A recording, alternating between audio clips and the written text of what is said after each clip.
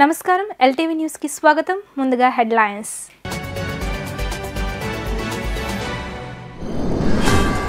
కడప నగరంలో అధునాతంగా నిర్మించిన Ambedkar circle, Y junction road, Kotireddy సర్కిళ్లను ప్రారంభించిన ముఖ్యమంత్రి వైఎస్ జగన్మోహన్ రెడ్డి. కడప నగరాన్ని స్మార్ట్ సిటీగా చూడాలన్న నగర ప్రజల ఆకాంక్ష నెరవేరిందని వెల్లడి.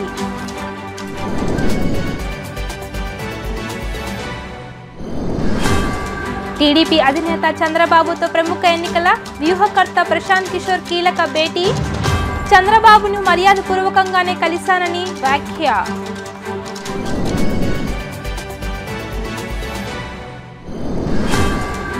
కేంద్ర ఎన్నికల బృందాన్ని విడివిడిగా కలిసిన అధికార విపక్ష నేతలు. ఓట్ల అవకతవకలపై అధికార పార్టీపై ఫిర్యాదు చేసిన విపక్షాలపై ఫిర్యాదు చేసిన అధికార పక్షం.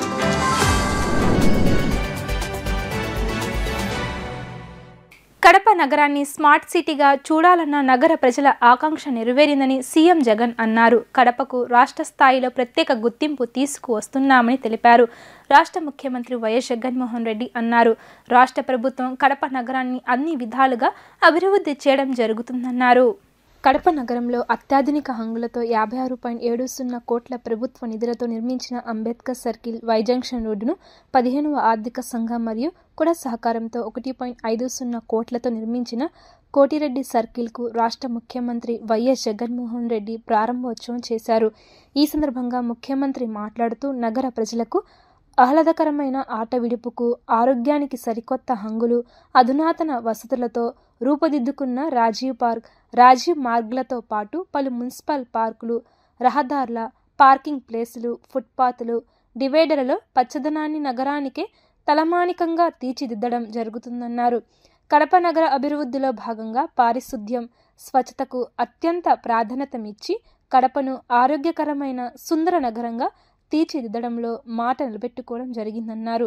కడప నగరం అభివృద్ధికి పెట్టిన ప్రతిపాదనలు అన్నిటికీ గ్రీన్ సిగ్నల్ ఇచ్చి పూర్తయిన పనులకు ప్రారంభోత్సవాలు కూడా చేయడం సంతోషించదగ్గ విషయం అన్నారు.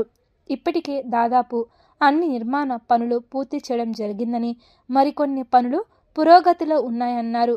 మన ప్రభుత్వం ఏర్పడినప్పటి నుండి ఇప్పటికే నగరానికి తలమానికంగా పలు ప్రధాన రహదారులకు విస్తరణ పనులు చేపట్టి గతంలో ఏ ప్రభుత్వం చేయని విధంగా కడపను అభివృద్ధి చేసి చూపించామన్నారు. తెలంగాణలో ఓట్లు ఉన్న వారిని రాష్ట్రంలోనూ ఓటర్లుగా చేర్పించడానికి టీడీపీ ఆ రాష్ట్రంలో భారీ ఎత్తున శిబిరాలు నిర్వహిస్తుందని ఎమ్మెల్యే పేర్ని నాని అన్నారు. ఇప్పటికే తెలంగాణలో ఒక ఓటు, రాష్ట్రంలో మరో ఓటు ఉన్నవారు రాష్ట్రంలో 4.30 లక్షల మంది ఉన్నారని తెలిపారు. వారి ఓట్లను తొలగించాలని కేంద్ర ఎన్నికల సంఘానికి విజ్ఞప్తి చేశామని ఆయన స్పష్టం చేశారు. కేంద్ర ఎన్నికల సంఘం ప్రతినిధులు, వైఎస్ఆర్సీపీ నేతలు పేర్ని నాని, జోగి రమేష్, మేరుగ నాగార్జున, అబ్బయ్య చౌదరి కలిశారు. ఓట్ల తొలగింపు, చేర్పులపై టీడీపీ, జనసేన పార్టీలు చేస్తున్న చట్ట వ్యతిరేక కార్యకలాపాలను ఎన్నికల సంఘం ప్రతినిధుల దృష్టికి తీసుకువెళ్లామని మాజీ మంత్రి పేర్ని నాని తెలిపారు. మేనిఫెస్టో రూపంలో కాకుండా టీడీపీ నాయకులు వ్యక్తిగతంగా ఓటర్ల ఇంటింటికి వెళ్లి ప్రలోభాలకు గురిచేస్తున్నారని తాము ఫిర్యాదు చేశామన్నారు. తెలంగాణలో ఉన్న ఓటర్లో ఇక్కడ కూడా ఓటు కలిగి ఉండడాన్ని పరిశీలించాలని కోరామన్నారు. టీడీపీకి చెందిన కోనేరు సురేష్ అనే వ్యక్తి దురుద్దేశంతో తప్పుడు ఫిర్యాదులు ఇస్తున్నారని ఆరోపించారు. ప్రభుత్వం ఎలాంటి కార్యక్రమాలు చేయకూడదనే ఉద్దేశంతో ఇలా తప్పుడు ఫిర్యాదులు ఇస్తున్నారని చెప్పారు. కోనేరు సురేష్పై క్రిమినల్ చర్యలు తీసుకోవాలని కమిషన్ను కోరామన్నారు. టీడీపీకి చెందిన మై పార్టీ డాష్ బోర్డులో ఓటర్ల వ్యక్తిగత సమాచారం అంతా ఉంటుందని తెలిపారు. ఈరోజు ఢిల్లీ నుంచి వచ్చినటువంటి సెంట్రల్ ఎలక్షన్ కమిషన్ ప్రతినిధులు అందరికీ కూడా ఆంధ్రప్రదేశ్ రాష్ట్రంలో తెలుగుదేశం పార్టీ, జనసేన పార్టీతో కలిసి ఎన్నికల ప్రక్రియను ఏ రకంగా తూట్లు పొడుస్తున్నది, ఏ రకంగా టెక్నాలజీని ఉపయోగించి చట్ట వ్యతిరేకమైనటువంటి కార్యక్రమాలు పాల్పడుతుంది, అలాగే ఓటర్ల యొక్క వ్యక్తిగత సమాచారాన్ని చేయకూడని విధంగా చేయటం, మేనిఫెస్టో రూపంలో కాకుండా వ్యక్తిగతంగా వారి ఇంటికి వెళ్ళి వారికి టెక్నాలజీని ఉపయోగించి, అలాగే ఎక్కడన్నా వైసీపీ ఓటర్ల సానుభూతి పరులను గుర్తించి వారి దగ్గర ఓటీపీ తీసుకుని ఓటు తొలగించే ప్రక్రియ చేయటం తెలంగాణలో ఉన్న ఓటర్లు ఇక్కడ కూడా ఓటర్లుగా ఉండటం, రెండు రాష్ట్రాల్లో ఓటు కలిగి అక్కడ ఓటు ఇక్కడ ఓటు ఈ రకంగా చేయడం అనేది పరిశీలించాలని చెప్పని, తగు చర్యలు తీసుకోవాలని చెప్పని, ఓటు హక్కును వినియోగించుకుని మళ్ళీ ఇవాళ అక్కడ ఓటు తొలగించుకుని కొత్త ఓటు ఇక్కడ అప్లై చేయడమే కాకుండా అక్కడ ఓటు అక్కడే ఉంచి మళ్ళీ ఇక్కడ ఫారం 6 అప్లికేషన్ ద్వారా కొత్త ఓటుని నమోదు చేయడం అనేది చట్ట వ్యతిరేకంగా ఓటు నమోదు చేసుకునేటువంటి కార్యక్రమానికి తెలుగుదేశం పార్టీ హైదరాబాద్లో హోటల్లో మనుషుల్ని పిలిపించుకుని మీటింగ్లు పెట్టి వారందరికీ కూడా క్యాంపెయిన్ చేసి ఆ క్యాంపెయిన్ ద్వారా ఫారం 6 అప్లికేషన్లు ఇవ్వటం. మేము కిందటిసారి ఎన్నికల కమిషన్ రాష్ట్ర ఎన్నికల అధికారికి ఇచ్చాం, అలాగే జిల్లా కలెక్టర్లకు కూడా ఇచ్చాం. దాని మీద ఎంక్వైరీలు జరుగుతున్నాయి. మేము అలాగే వైఎస్ఆర్ కాంగ్రెస్ పార్టీకి సంబంధించినటువంటి బూత్ లెవెల్ ఏజెంట్లు కూడా ఇంటింటికి ఓటర్ లిస్టును వెరిఫై చేశారు. ఇలాంటి తప్పుడు విధానం ఎక్కడెక్కడైతే డబుల్ ఓట్లు త్రిబుల్ ఓట్లు ఉంటున్నాయో వాటన్నిటి మీద కూడా ఫారం 7ని అఫీషియల్గా అప్లై చేయడం జరిగింది. కొన్నింటికి ఫారం 8లు అప్లై చేయడం జరిగింది. ఎందుకంటే వారు అదే ఊరిలో ఇంకో చోట ఉంటే కనుక వారి ఓట్లను అక్కడికి బదిలీ చేయమని. వీటన్నిటిని కూడా జిల్లా కలెక్టర్లు, ఆర్డీఓలు, ఎంఆర్ఓలు వారి స్థాయిని బట్టి ఎంక్వైరీలు జరుగుతున్నాయి. ఎంక్వైరీ చేసి ఖచ్చితంగా మీకు ఆధారాలతో సహా న్యాయం చేస్తామని చెప్పడం జరిగింది. 2019 ఎన్నికలకు ముందు ఓటర్ లిస్టులో ఏ సీరియల్ నెంబర్తో ఏ ఓటు ఉందో ఇవాళ కూడా అదే ఓటు ఉంది. అదే ఓటు అదే పోలింగ్ స్టేషన్లో ఉండటం జరిగింది. మరి అప్పుడు దొంగ ఓటు కాంది వాళ్ళ దొంగ ఓటు ఎట్లా అయింది? ఆ వాళ్ళ తప్పుడు ఓటు కాంది వాళ్ళ తప్పుడు ఓటు ఎట్లా అయింది?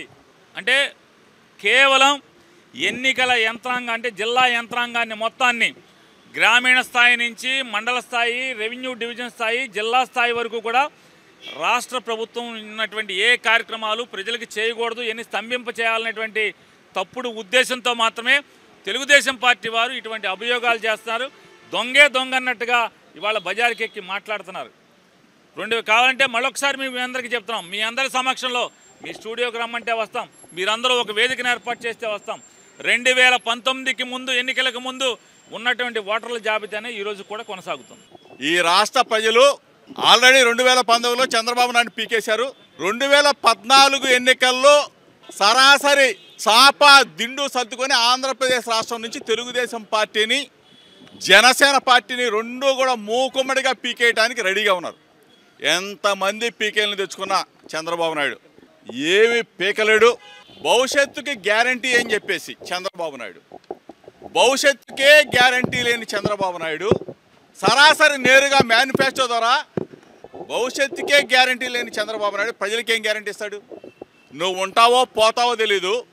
ప్రజలకు మాత్రం జూన్ తర్వాత మేము అధికారంలోకి వస్తాం, 2 లక్షలు ఇస్తాం, 3 లక్షలు ఇస్తాం, 10 లక్షలు ఇస్తాం. ఎవడరా బాబు నువ్వు ఇచ్చేది? 2014 నుంచి 19 దాకా నయా పైసా కూడా ఇవ్వలేని ఈ చంద్రబాబు నాయుడు మిమ్మల్ని ఎట్లా నమ్ముతారు ప్రజలు? 10 లక్షల ఓట్లు జాయిన్ చేశారని రిపోర్ట్లు ఇచ్చారు. ఒకరోజేమో తొలగించామంటారు, ఒకరోజేమో జాయిన్ చేసామంటారు. సిగ్గు శరం లేని ఈ తెలుగుదేశం పార్టీ, జనసేన పార్టీ ఇద్దరికి చెప్తా ఉన్నాం, దమ్ముంటే ప్రజాక్షేత్రం తెలుసుకుందాం, తేల్చుకోవడంలో రెడీగా ఉన్నాం. మిమ్మల్ని పీకి పాత్రేయడానికి ప్రజలందరూ కూడా రెడీగా ఉన్నారని చెప్పేసి తెలుసుకున్నాం. ఎన్నికల ప్రక్రియకు వాలంటీర్లను, గ్రామ వార్డు సచివాలయం సిబ్బందిని దూరంగా ఉంచాలని ఈసీని కోరామని టీడీపీ నేతలు తెలిపారు. ఎన్నికల ప్రక్రియను ఉపాధ్యాయులకే అప్పగించాలని విజ్ఞప్తి చేశామని తెలిపారు. కుల సంఘాల సమావేశాలకు అధికారులు వెళ్లడంపై ఫిర్యాదు చేశామని చెప్పారు. కుల సంఘాల భేటీకి వెళ్లే వారిపై చర్యలు ఉంటాయని ఈసీ చెప్పిందని వారు వివరించారు.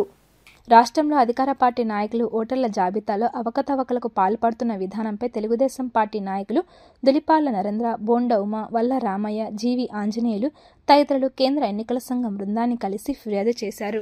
గంపగుత్తంగా ఫామ్ 17 దరఖాస్తులు ఇవ్వడం, ఒకే వ్యక్తి 100 ఓట్ల తొలగింపుకు దరఖాస్తు చేశారని కమిషన్ దృష్టికి తీసుకువెళ్లామని మాజీ ఎమ్మెల్యేలు దులిపాళ్ల నరేంద్ర తెలిపారు. చంద్రగిరి, పార్చూరు, కాకినాడ, వినుకొండ లాంటి 7 నియోజకవర్గాల్లో కేంద్ర బృందంతో ఓటర్ల జాబితాపై పర్యవేక్షణ చేయాలని కోరామన్నారు. సచివాలయం ఉద్యోగులు, వాలంటీర్లను ఎన్నికల ప్రక్రియకు దూరంగా ఉంచాలని ఎన్నికల కమిషన్ను కోరినట్లు టీడీపీ నేతలు తెలిపారు.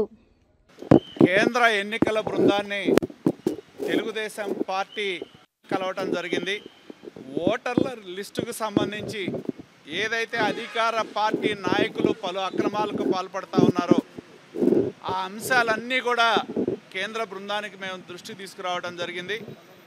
ముఖ్యంగా ఏదైతే బల్క్గా గుంపుగత్తగా ఫామ్ 7లు పెట్టి తెలుగుదేశం పార్టీ సానుభూతి పరులు ఓట్లు తీయటానికి రాష్ట్ర వ్యాప్తంగా కొన్ని నియోజకవర్గాల్లో ప్రత్యేకించి అధికార పార్టీ ఎమ్మెల్యేలు తెల్ల కాగితాల మీద రాసిచ్చినా తీసుకుంటున్న విధానాన్ని మేము కేంద్ర ఎన్నికల బృందం దృష్టికి తీసుకెళ్ళాం. ఒక్కొక్కళ్ళు 100 ఓట్లు 200 ఓట్లు డిలిషన్స్ కోసం పెట్టిన అంశాన్ని కూడా ప్రత్యేకించి మేము అన్ని ఆధారాలతో సహా కేంద్ర బృందానికి దృష్టికి తీసుకువెళ్ళటం జరిగింది. కొన్ని కాన్సెన్సీలు ఏవైతే ఉన్నాయో ఒక 7 కాన్సెన్సీల్లో జరిగిన చంద్రగిరి కానీ, పర్చూరు కానీ, అలాగే కాకినాడ కానీ, వినుకొండ కానీ ఇటువంటి 7 నియోజకవర్గాల్లో కేంద్ర ఎన్నికల బృందం ప్రత్యేకంగా కేంద్ర బృందం ద్వారా దర్యాప్తు జరిపించాలని చెప్పి మేము కోరటం జరిగింది. అలాగే ముఖ్యంగా ఇవాళ ఈ ప్రభుత్వం అధికార కార్యక్రమాలకి పార్టీ కార్యక్రమాలకి తేడా లేకుండా ఈ ప్రభుత్వం పనిచేస్తూ ఉన్న విషయాన్ని మేము కేంద్ర ఎన్నికల బృందానికి తీసుకెళ్ళాం. జగన్ ఆంధ్రప్రదేశ్కి ఎందుకు కావాలి అనే బుక్లెట్లు ఏవైతే ఉన్నాయో పార్టీ ప్రచారం కోసం వినియోగిస్తూ ఉన్న నేపథ్యాన్ని కూడా మేము కేంద్ర బృందం దృష్టికి తీసుకెళ్ళాం. అలాగే కొన్ని చోట్ల ఆ బుక్లెట్లు పంపిణీ చేయలేదని బిఎల్ఓగా ఉన్న అధికారులకు ఎక్కడైతే మెమోలు ఇష్యూ చేయడం జరిగిందో దాన్ని ఆధారాలతో సహా మేము కేంద్ర బృందం దృష్టికి తీసుకెళ్ళాం. కోరింది ఒకటే, ఎన్నికల్లో సంవత్సరాల తరబడి ఎన్నికల్లో పాల్గొన్న అధికారుల్ని ఎవరైతే ఉన్నారో వాళ్ళని కాకుండా సెక్రటేరియట్లో ఈ ప్రభుత్వం వచ్చిన తర్వాత వార్డు సెక్రటేరియట్లు క్రియేట్ చేసి ఒక 2 సంవత్సరాల క్రితం 3 సంవత్సరాల క్రితం రిక్రూట్ అయిన వారిని ఎన్నికల కోసం వినియోగించడం, వాళ్ళని పార్టీ ప్రచార కార్యక్రమాల్లో ఉపయోగించుకుంటున్నారు. కాబట్టి వాళ్ళని ఎన్నికల ప్రక్రియకి దూరంగా ఉంచితే బాగుంటుందనే మేము సూచన కూడా కేంద్ర బృందానికి చేయటం జరిగింది. పక్క రాష్ట్రాలకు సంబంధించిన వారిని ఈ యొక్క ఓటర్స్ ఎన్రోల్మెంట్కి సంబంధించిన వాటి మీద అబ్జర్వర్లుగా వేయాలని చెప్పి మేము డిమాండ్ చేయడం జరిగింది. కొంతమంది జిల్లా ఎస్పీలు కుల మీటింగ్లు అటెండ్ అవుతూ కులమంతా అక్కడికి ఉండాలని చెప్పిన పరిస్థితులను కూడా ఆధారాలతో సహా మేము కమిషన్కి తెలియజేయడం జరిగింది. ఆ ఎస్పీల పేర్లు అండ్ అడ్రస్లు రాసుకున్నాం. వాళ్ళు ఉంటే ఎలక్షన్ జరగదు, ఎలక్షన్ సజావుగా సాగదు, అటువంటి ఎస్పీలు అటువంటి అధికారులు ఉండటానికి వీల్లేదని చెప్పడం జరిగింది. సమయం వచ్చినప్పుడు ఆ అధికారులు ఎంత పెద్ద అధికారులైనా కావచ్చు, వాళ్ళ తోకలు కట్ చేస్తాం, మీరు నిశ్చింతగా ఉండండి, ఎలక్షన్లు సజావుగా సాగేటట్లు చూస్తామని చెప్పారు. రాష్ట్ర రాజకీయాల్లో పెను సంచలనానికి తెరలేచింది. ప్రధాని మోదీ సహా దేశంలోని కీలక నేతల విజయం వెనుక ఉండి చక్రం తిప్పిన వ్యూహకర్త ప్రశాంత్ కిషోర్ తెలుగుదేశం అధినేత చంద్రబాబుతో భేటీ అయ్యారు. గత ఎన్నికల్లో వైఎస్ఆర్సీపీ విజయానికి వ్యూహాలు రచించిన ఆయన ఈసారి తెలుగుదేశానికి పనిచేయనున్నారు. ఇప్పటికే పవన్ కళ్యాణ్ కలయికతో మంచి జోష్ మీద ఉన్న తెలుగుదేశం శ్రేణులకు టీకే రాక మరింత ఆనందం కలిగిస్తూ ఉండగా అధికార వైఎస్ఆర్సీపీకి ఊహించని ఎదురుదెబ్బ తగిలింది.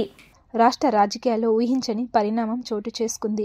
అధికార వైఎస్ఆర్సీపీకి షాకిస్తూ ఆ పార్టీ ఎన్నికల వ్యూహకర్త ప్రశాంత్ కిషోర్ తెలుగుదేశం పంచన చేరారు. ఎన్నికల వ్యూహాలు రచించడంలో దేశంలోనే తిరుగులేని వాడిగా పేరున్న పీకే వచ్చే ఎన్నికల్లో తెలుగుదేశం విజయానికి కృషి చేయనున్నారు. ఈ మేరకు ఆ పార్టీ అధినేత చంద్రబాబుతో ఆయన ప్రత్యేకంగా భేటీ అయ్యారు. ఉండవల్లిలోని చంద్రబాబు నివాసంలో దాదాపు 3 గంటల పాటు వివిధ అంశాలపై చర్చించారు. ఈ సందర్భంగా ఆయన మాట్లాడుతూ ఇవాళ తాను చంద్రబాబు నాయుడిని కలవడం వెనుక ప్రత్యేక కారణం అంటూ ఏది లేదని స్పష్టం చేశారు. చంద్రబాబు సీనియర్ రాజకీయ నాయకుడు అని, ఆయన కలవాలని కోరడంతో వచ్చానని తెలిపారు. ఆయనను మర్యాదపూర్వకంగానే కలిశారని వివరించారు. I met Chandrababu Naidu. This was a courtesy meeting, long overdue. I already told him that I will come and meet. I am going back. Don't get too excited. It was just a courtesy meeting. It's a senior leader. He wanted to meet. I came and I met. రాష్ట్రంలో ఓట్ల చేర్పు తొలగింపులో అక్రమాలపై ఎన్నికల సంఘం బృందానికి విడివిడిగా ఫిర్యాదు చేశారు. అక్రమంగా ఓట్లు తొలగిస్తున్నారని టీడీపీ జనసేన నేతలు ఫిర్యాదు చేయగా టీడీపీ జనసేన నేతలు ఓట్ల తొలగింపు చేర్పులు చేస్తున్నారని వైసీపీ నేతలు ఫిర్యాదు చేశారు. ఏపీలో జరుగుతున్న ఓట్ల అక్రమాలపై కేంద్ర ఎన్నికల సంఘానికి వినతి పత్రం ఇచ్చామని జనసేన నాయకులు బొనబోయిన శ్రీనివాస్ యాదవ్, పోతిన మహేష్ తెలిపారు. వైసీపీ ప్రభుత్వంలో గ్రామ వాలంటీర్లు వైసీపీ కార్యకర్తగా పనిచేస్తున్నారని విమర్శించారు. వచ్చే ఎన్నికల్లో వారు పనిచేసే విధంగా ప్రభుత్వం ప్రయత్నం చేస్తుందని చెప్పామన్నారు. ఒకే డోర్ నంబర్పై వందలాది ఓట్లు ఉన్నాయనే విషయాన్ని వారి దృష్టికి తెచ్చామని వివరించారు. ఆంధ్రప్రదేశ్లో ఎన్నికలు పారదర్శకంగా జరిగేలా కమిషన్ దృష్టి సారించాలని కోరారు. సెంట్రల్ ఎలక్షన్ కమిషన్ నుంచి ఆంధ్రప్రదేశ్ రాష్ట్రంలో జరుగుతున్నటువంటి ఓట్ల అక్రమాలపై ఒక విచారించడానికి ఒక కమిషన్ రావడం, వారిని జనసేన పార్టీ తరఫున వారికి ఒక రిప్రజెంటేషన్ ఇచ్చాం. ఇచ్చిన వెంటనే వారు క్షుణ్ణంగా పాయింట్ టు పాయింట్ అన్నీ కూడా చదవడం జరిగింది, మమ్మల్ని అడగడం, మేము ఎక్స్ప్లెయిన్ చేయడం జరిగింది. మేము ఒకటే చెప్పాం వారికి, ఏదైతే వైసీపీ ప్రభుత్వాలు ఏర్పాటు చేసినటువంటి గ్రామ సచివాలయంలో ఉన్నటువంటి వాలంటీర్లు ఉన్నారో వారు వైసీపీ పార్టీకి కార్యకర్తలా పనిచేస్తూ ఉన్నారు. రాబోయే ఎన్నికల్లో ప్రభుత్వం వారిని ఎన్నికల్లో ఉపయోగించుకోవడానికి ప్రయత్నం చేస్తూ ఉంది. దీనిని మేము ప్రజాస్వామ్యబద్ధంగా కాదు అని చెప్పి తెలియపరచడం, వారు దాని మీద విచారిస్తామని చెప్పడం జరిగింది. అట్లానే వారికి కొన్ని ఉదాహరణలు ఇచ్చాము. మేము అనంతపురం జిల్లాలో ఎమ్మెల్యే గారు పద్మావతి గారి హస్బెండ్, ఆయన సాంబశివారెడ్డి గారు, ఆలూరి సాంబశివారెడ్డి గారు, ఆయనకు ఒక గవర్నమెంట్ ఎడ్యుకేషన్ డిపార్ట్మెంట్లో ఒక అడ్వైజర్గా ఉన్నారు. ఆయనకు ఒక కాలేజీ ఉంది. ఆ కాలేజీ డోర్ నెంబర్ మీద వందలాది ఓట్లు జాయిన్ చేయడం జరిగింది. ఆ విషయం కూడా తెలియపరిచాం, ప్రూఫ్తో సహా ఇచ్చాం. సుష్టా అనే పేరు మీద, చెట్టు పేరు మీద ఓట్లు ఇచ్చారు వీళ్ళు. అట్లానే 0 డోర్ నెంబర్ మీద సుమారుగా 175 నియోజకవర్గాల్లో 4,16,064 ఓట్లు 0 డోర్ నెంబర్ మీద ఈ వైసీపీ వారు దొంగ ఓట్లు చేర్చుకోవడం జరిగింది. మరలా వీళ్ళు చెప్తా ఉంటారు, వైసీపీ వారు గత ప్రభుత్వంలో 2014లోనే దొంగ ఓట్లు చేర్చుకున్నారు, అన్ని ఎలక్షన్లు ఇన్ని ఎలక్షన్ ఉన్నారు. ఇన్ని సంవత్సరాల పాటు ఏం చేశారు? గతంలో జరిగినటువంటి మున్సిపల్ ఎలక్షన్లో, పంచాయతీరాజ్ సంబంధించిన ఎలక్షన్స్లో మీకు దొంగ ఓట్లు కనిపించలేదా? ఈ రోజున వీళ్ళే దొంగ ఓట్లు చేరుస్తూ ప్రతిపక్షాలపై బురద జల్లుతూ ఉన్నారు. అంటే దొంగ నడిచినట్టుగా ఉంది వీళ్ళ పరిస్థితి. ప్రజలందరూ కూడా తెలుసుకోవాల్సింది, దొంగ పని చేస్తా ప్రతిపక్షాలపై నెపం వేస్తూ ఉన్నారు. దీన్ని తీవ్రంగా ఖండిస్తూ ఉన్నాం. మేము మరలా కూడా ఢిల్లీ వెళ్ళి కూడా దీనిపై మరొకసారి సెంట్రల్ ఎలక్షన్ కమిషన్ కలవడానికి కూడా సిద్ధమయ్యాం. ఉమ్మడి ఆంధ్రప్రదేశ్లో 2009 నుంచి 19 వరకు కుట్రలు, ఆలోచనల మధ్య జరిగిన రాజకీయమే వ్యూహం చిత్రమని ప్రముఖ సినీ దర్శకుడు రామ్ గోపాల్ వర్మ చెప్పారు. రాజకీయాలను ప్రజలు చూసే కోణం నుంచే ఈ చిత్రాన్ని తెరకెక్కించామని, ఈ చిత్రంలో ఎలాంటి కల్పితాలు లేవని, పాత్రల పేర్లు సైతం రాజకీయ నాయకుల వాస్తవ పేర్లతోనే తెరకెక్కించామని స్పష్టం చేశారు. విడుదలను ఆపేందుకు పన్నిన కుట్రలను సైతం ఛేదించుకొని ఈ నెల 29న ఈ చిత్రాన్ని విడుదల చేస్తున్నామని ప్రకటించారు. రామదూత క్రియేషన్స్ బ్యానర్పై దాసరి కిరణ్ కుమార్ నిర్మించిన వ్యూహం చిత్రం ప్రీ రిలీజ్ ఈవెంట్ జగగర్జన పేరుతో ఇందిరాగాంధీ స్టేడియంలో రాత్రి అట్టహాసంగా జరిగింది. వ్యూహం సినిమాలో షార్ట్ 1ను ఎంపీ నందిగం సురేష్ రిలీజ్ చేశారు. ఈ సందర్భంగా రామ్ గోపాల్ వర్మ మాట్లాడుతూ, వెన్నుపోటుతోనే ఫేమస్ అయిన చంద్రబాబు నాయుడు ఇప్పటికీ తన రాజకీయ సౌలభ్యం కోసం ఎన్టీఆర్ అభిమానులను వాడుకుంటున్నారని చెప్పారు. ఈ చిత్రం ద్వారా తన పరువు పోతుందని, విడుదల ఆపాలని లోకేష్ కోర్టుకెళ్లడం పెద్ద జోక్ అన్నారు. తెల్లారి లేస్తే లోకేష్ అందరినీ పచ్చి బూతులు తిడుతూ అవమానించడం ఇతరుల పరువు తీయడం కాదా అని ప్రశ్నించారు. పవన్ కళ్యాణ్ను రంగుల రాజాగా అభివర్ణించారు. తెలంగాణ ఎన్నికల్లో బరలెక్కకు ఉన్న ఫ్యాన్స్ ఫాలోయింగ్ కూడా పవన్ కళ్యాణ్కు లేదని, ఆంధ్రాలో చంద్రబాబు, లోకేష్లకు ప్రస్తుతం బరలెక్క పవన్ కళ్యాణ్ మారాడని ఎద్దేవా చేశారు. బట్టలు ఊడదీస్తాం, రోడ్డు మీద ఈడ్చి తంతాం, కోస్తాం అంటూ పవన్ కళ్యాణ్, చంద్రబాబు, లోకేష్ ప్రతిరోజు మాట్లాడుతున్నారని, ఇలాంటి వ్యాఖ్యలు ఉత్తర కొరియా అధ్యక్షుడు కిమ్ సైతం మాట్లాడారని ఆయన చెప్పారు. ఇప్పుడు సినిమా అనేది, ఇప్పుడు నేను లక్ష్మీస్ ఎన్టీఆర్ తీసినప్పుడు ఒక 25 సంవత్సరాలు కిందట జరిగిన ఒక ఇన్సిడెంట్ ఆధారంగా ఆ పర్టికులర్ టైంలో ఎన్టీ రామారావు గారికి జరిగిన అందరికీ తెలిసిన విషయమే, దాన్ని క్యాప్చర్ చేయడానికి ట్రై చేశాను. కానీ ఇది హిస్టరీ కాదు, ఇది ఎప్పుడో 20-30 సంవత్సరాల క్రితం జరిగిన కథ. ఇప్పుడు జరుగుతున్న, మొన్న జరిగిన, నిన్న జరిగిన, ఇప్పుడు జరుగుతున్న కథని, ఇలాంటి ఆస్పెక్ట్ అనేది ఇంతవరకు వరల్డ్ హిస్టరీలో ఎప్పుడు రాలేదు నాకు తెలిసి. ఒక కొత్తదనం అనేది నా మొత్తం కెరీర్లో అది ఆ కైండ్ ఆఫ్ ఏ అప్లికేషన్ నేను చేయలేదు. సో స్టోరీ కన్నా ఎక్కువ నా ఫీలింగ్ క్యారెక్టర్స్, మనుషులు ఉంటారు, మనుషులు డెసిషన్స్ తీసుకుంటారు, ఏమి వ్యూహం పని తీసుకుంటారు, లేకపోతే ఎలాంటి పరిస్థితుల్లో తీసుకుంటారు, బయటికి ఎలా కనిపిస్తారు, లోపల ఏం ఆలోచిస్తారు, ఏం వ్యూహాలు పన్నుతారు అనే ఒక సైకలాజికల్ ఆస్పెక్ట్లో నేను పొలిటికల్ మనిషి కాదు, నాకు తెలియదు పాలిటిక్స్, కానీ పొలిటికల్ సైకాలజీ అనేది నాకు తెలుసు అని నా feeling as a writer and director. Chandrababu Naidu అనే పేరు కానీ పవన్ కళ్యాణ్, లోకేష్ అందరి పేర్లు అవి ఉండటానికి కారణం, ఇప్పుడు డెమోక్రసీలో ఒక ఒపీనియన్ చెప్తాం. ఇదేంటంటే వాళ్ళ లోకేష్ ట్రై చేస్తుంది వ్యూహం ఆపటానికి. తను వన్ ఆఫ్ ద థింగ్స్ ఏం పెట్టాడంటే పిటిషన్లో ఇలా మమ్మల్ని కించపరుస్తున్నారు సినిమాలో. తను పొద్దున్న లెగిస్తే చేసేది ఉట్టి కించపరచడం. జగన్ని సైకో జగన్ అంటాడు, లేకపోతే మా హంతకుడు అంటాడు, ఇది అంటాడు, అదంటాడు. అది కించపరచడం కదా, అసలు ఏంటో మీనింగ్ ఉందా దానికి? చంద్రబాబు నాయుడు గారు కానీ, పవన్ కళ్యాణ్ కానీ, లోకేష్ కానీ, జగన్ గారు గవర్నమెంట్లో ప్రజలకు ఆ పని చేస్తున్న టైంలో వీళ్ళందరూ కేవలం అవతల వాళ్ళని తిట్టడం ఒక్కటే పని పెట్టుకున్నారు, అందరికీ తెలుసు. అలాంటి వాళ్ళు వ్యూహంలో వాళ్ళని కించపరుస్తున్నాను అనే దాని మీద కోర్టుకు వెళ్ళడం కన్నా పెద్ద జోక్ నేను. క్యారెక్టర్స్ వైజ్గా ఇందాక నేను చెప్పినట్టు ఇప్పుడు చంద్రబాబు నాయుడు గారు అని ఆయన, అంటే నా పాయింట్ ఆఫ్ వ్యూలో నేను ఫస్ట్ ఆయన రిజిస్టర్ చేసింది ఎన్టీ రామారావు అని వెన్నుపోటు పొడిచిన, అంతవరకు నేను ఇప్పుడు ఫాలో అవ్వలేదు ఎక్కువ ఆయన గురించి. సో ఆయన ఫేమ్లోకి వచ్చిందే దాని నుంచి. వచ్చిన తర్వాత ఏమాత్రం కామన్ సెన్స్ ఉన్నా ఎన్టీ రామారావుని ఇంకా బ్యాడ్ క్యారెక్టర్గానే కన్సిస్టెంట్గా ఉంచితే అట్లీస్ట్ ఒక పాయింట్ ఆఫ్ వ్యూ ఉంటుంది ఆయన దృష్టిలో, ఆయనకు ఉన్న ఎక్స్పీరియన్సెస్ అని. ఆయన పోయిన తర్వాత మళ్ళీ ఆయన దేవుడు చేసి ఆయన మహానుభావుడు ఆయనే కనిపెట్టాడు అంటే ఎన్టీ రామారావు గారికి ఉన్న ఫ్యాన్ బేసు ఎక్కడ పోతుందో అనే భయంతో అది చేయటం. సో అలాంటి వ్యూహాలు పన్నే ఆయన అక్కడి నుంచి ఇంతవరకు ఆయన ఏం చేశాడో నేను ఒక మామూలు ప్రేక్షకుడిగా, one of the citizens of ఆంధ్రప్రదేశ్గా నేనైతే చూడలేదు. అప్పుడు నాకు ఒక ఒపీనియన్ ఏర్పడుతుంది తన మీద. అలాగే రంగుల రాజా పవన్ కళ్యాణ్, ఆయన మొహానికి రంగు వేసుకుని ఒక పెద్ద సూపర్ స్టార్ అయిపోయాడు. Nobody says no, terrific, absolutely. ఆయన పెద్ద ఫ్యాన్ ఫాలోయింగ్ ఉంది. ఇప్పుడు జనసేన పార్టీ పెట్టినప్పుడు నేను కూడా ఇంప్రెస్ అయ్యాను ఆ టైంలో. ఇప్పుడు లేటెస్ట్గా చూస్తే ఊరు పేరు తెలియని ఒక అమ్మాయి తెలంగాణలో ఫేమస్ అయిపోయి బర్రెల్ని కాసే ఒక అమ్మాయి అంత పాపులర్ అయిపోతే ఈయన సూపర్ స్టార్ అయ్యి ఉండి బర్రె లెక్క అయిపోయాడు. బర్రె లెక్కకి తేడా ఏంటంటే ఆ బర్రెలకి అక్క ఒక కాపరిగా కాస్తుంది. ఇక్కడ ఈయన బర్రెలాగా చంద్రబాబు నాయుడు, లోకేష్ వాళ్ళు ఏమి చెప్తే దదా అని చెప్తా ఉంటే ఆ గొర్రెలు బర్రెలు ఏమి చేస్తాయో ఇప్పుడు సూపర్ స్టార్ పవన్ కళ్యాణ్ అది చేస్తున్నాడు.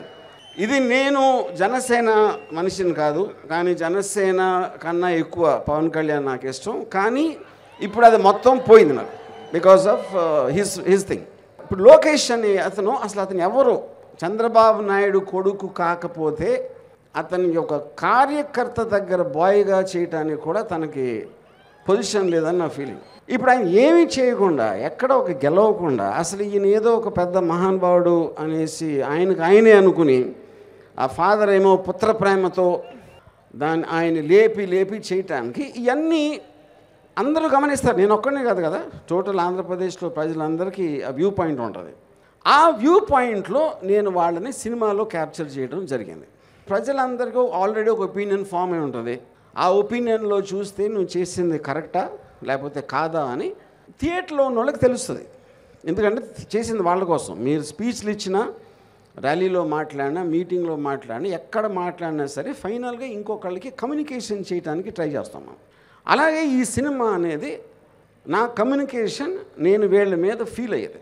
ఆబ్వియస్లీ నేను వైసీపీ కవర్ట్ నేను చెప్తున్నాను కదా ఓపెన్గా, నేను జగన్కి ఫేవర్గానే ఉంటుంది ఈ సినిమా. జగన్ అంటే నాకు చాలా మంచి అభిప్రాయం అని చెప్పింది. దాని తర్వాత ఇంకా కోవర్ట్ ఏంటి? ఎందుకంటే వాళ్ళు ఉట్టి కోవర్ట్లే ఉపయోగిస్తారు. స్ట్రైట్గా కొండ బద్దలు కొట్టినట్టు చెప్పేస్తే వాళ్ళ కన్ఫ్యూజన్ వచ్చేస్తుంది, ఇదేంటి ఏం చేస్తున్నాడని. సో ఇప్పుడు ఈ సినిమా నా ఉద్దేశం ఏంటి అంటే, నాకు అర్థమైన వాళ్ళ క్యారెక్టర్లు, వాళ్ళు మాట్లాడితే బట్టలు ఇప్పదీసి కొడతాం, లేకపోతే గొంతు పిసికేస్తాం, దవడ పగల కొడతాం. ఆయనేమో ఒక ఎర్ర బుక్ అంటాడు, అది ఎర్ర బుక్క ఎర్రి బుక్క అనేది మనకి తర్వాత తెలుస్తుంది. అంటే ఒక డిక్టేటరా మీరు? డెమోక్రటిక్ కంట్రీలో పేర్లు రాసేసుకుని వీళ్ళందరి సంగతి చేస్తా అంటే నాకు తెలిసి కిమ్ యాన్ యంగ్ కూడా చేసి ఉన్నాడు అలాంటిది నార్త్ కొరియాలో.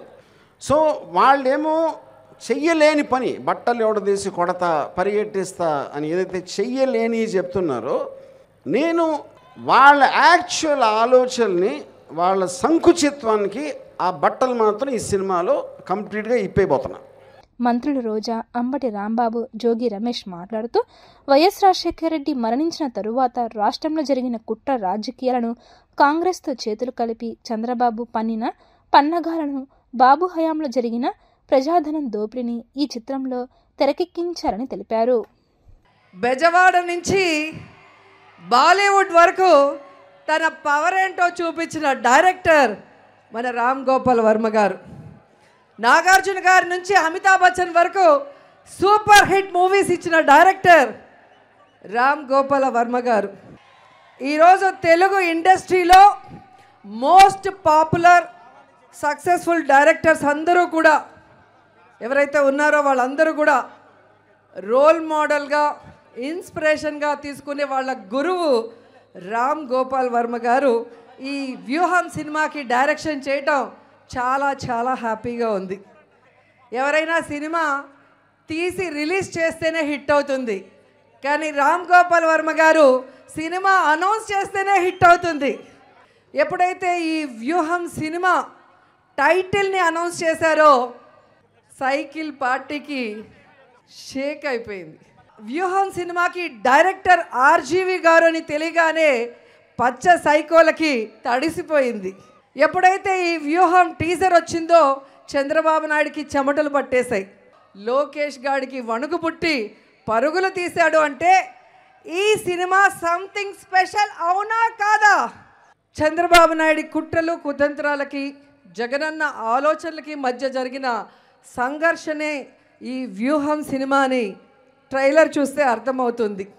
చంద్రబాబు నాయుడు ఎన్ని కుట్రలు కుతంత్రాలు చేసినా మొక్కువోని ధైర్యంతో, తన కమిట్మెంట్తో జగనన్న తట్టుకొని నిలబడి ఈరోజు రాజన్న పాలనని ఈ రాష్ట్ర ప్రజలకు అందిస్తున్నారు.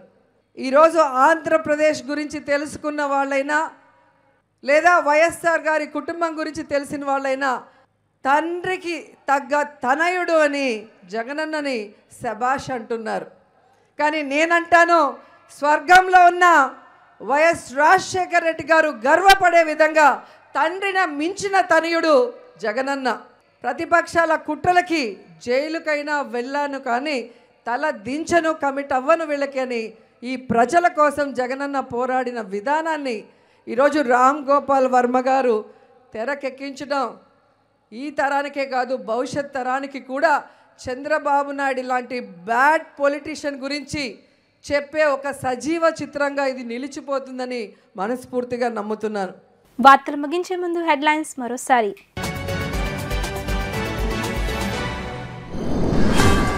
కడప నగరంలో అధునాతంగా నిర్మించిన Ambedkar circle, Y junction road, Kotireddy సర్కిళ్లను ప్రారంభించిన ముఖ్యమంత్రి వైఎస్ జగన్మోహన్ రెడ్డి. కడప నగరాన్ని స్మార్ట్ సిటీగా చూడాలన్న నగర ప్రజల ఆకాంక్ష నెరవేరిందని వెల్లడి.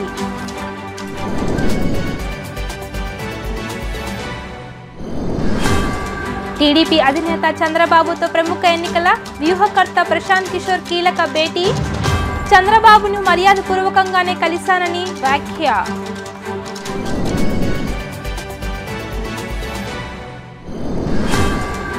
కేంద్ర ఎన్నికల బృందాన్ని విడివిడిగా కలిసిన అధికార విపక్ష నేతలు.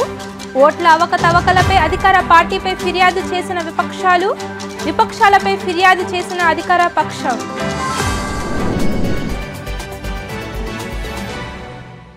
ఇవి ఇప్పటి వరకున్న updates. Keep watching LTV news.